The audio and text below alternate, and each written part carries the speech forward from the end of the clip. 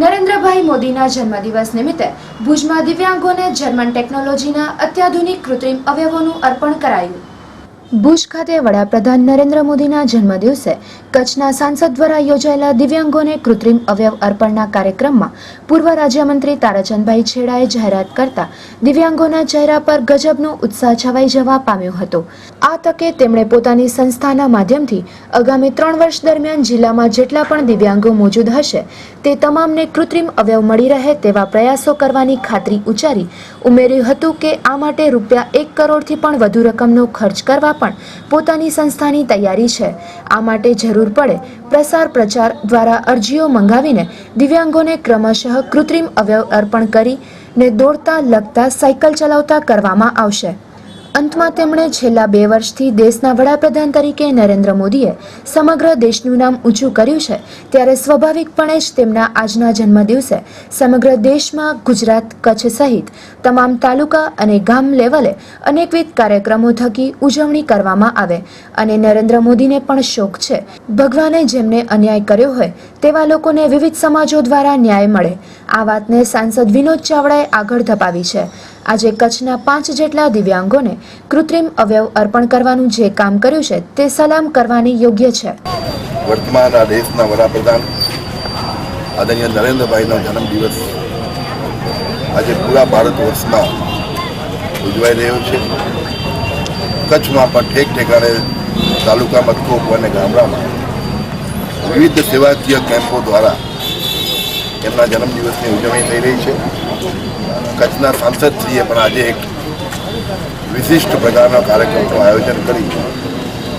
કુદરતે જેની સામે અન્યાય કર્યો છે પણ માનવ તરીકે આપણે એને ન્યાય અપાવી શકીએ એ માટે એમને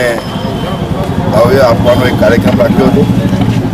એમાં અમને સૌને વિચાર આવ્યો કે દુનિયાભરની અંદરમાં આ દેશના વડાપ્રધાન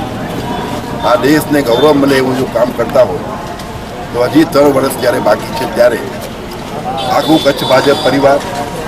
અને અમારી સહયોગી સંસ્થાઓ વિનોદભાઈની સંસ્થા છે, મારી 2 સંસ્થાઓ છે, બધા સાથે મળીને આખા કચ્છમાં 3 વર્ષમાં જે આવા ભાઈઓ છે જેમનાથી કુદરતે અન્યાય કર્યો છે એને મદદ કરવા માટેનો એક કાર્યક્રમ ન બનાવી શકાય અને મંચ ઉપર જ અમે બધાએ નિર્ણય કર્યો અને 3 વર્ષની અંદરમાં આવા જે ભાઈઓ બહેનો છે એ ભાઈઓને મદદ કરવાનું અમે કામ ચાલુ કરશું। ગુજરાતની રાજ્ય સરકાર અને રાજ્યના મુખ્યમંત્રી શ્રી આદરણીય વિજયભાઈ રૂપાણી સાહેબના નેતૃત્વની અંદર જ્યારે નવસારી મધ્યે 10,000 કરતાં વધારે દિવ્યાંગોનું માન સન્માન અને અનેક સાધન સામગ્રી અને ચીજ વસ્તુઓનું એમને અર્પણ કરવામાં આવી અને એમને સન્માન કરવામાં આવ્યું છે। અને જે અંતર્ગત પણ દેશના વડાપ્રધાન શ્રી આપણા